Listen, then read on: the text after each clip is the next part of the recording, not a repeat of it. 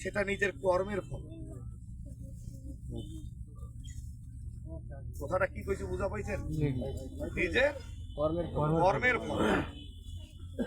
আর আমরা যে জায়গায়, আমরা এই জায়গার লোক যে জায়গায় যাই না কেন, আমাদের মুখের ব্যবহারটাতে মানুষ বুঝে নিবে আমরা কোন শ্রেণীর লোক।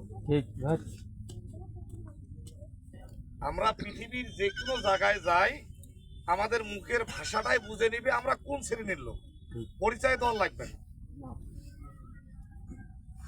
পরিচয় দেওয়ার লাগবে না। অর্থাৎ কি করতে হবে? সর্বপ্রথম কাজ আমাদের ব্যবহার, আচার, চরিত্র এবং ধৈর্য আমাদেরকে অর্জন করতে হবে। দ্বিতীয় নাম্বার কাজ, আমরা যারা মুসলমান, আমরা যারা মুসলিম, ইসলাম ধর্মী পন্থা, আমাদেরকে 5 ওয়াক্ত সালাত কায়েম করতে হবে। যে যে পর্যায়ে থাকেন ওয়াদা বসে কথা কন না কেন? তোমরা ভালো থাকার চেষ্টাবেন না, এটা কোন দেশে যাবেন?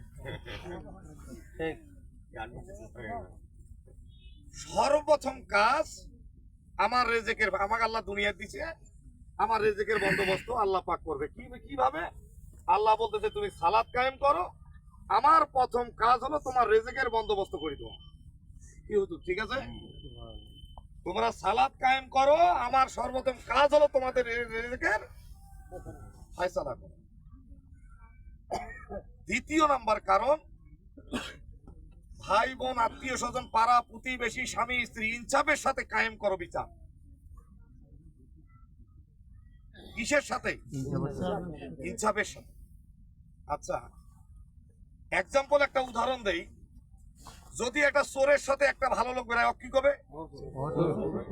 একটা গাঁজাখোরের সাথে বেড়াইলে কি করবে?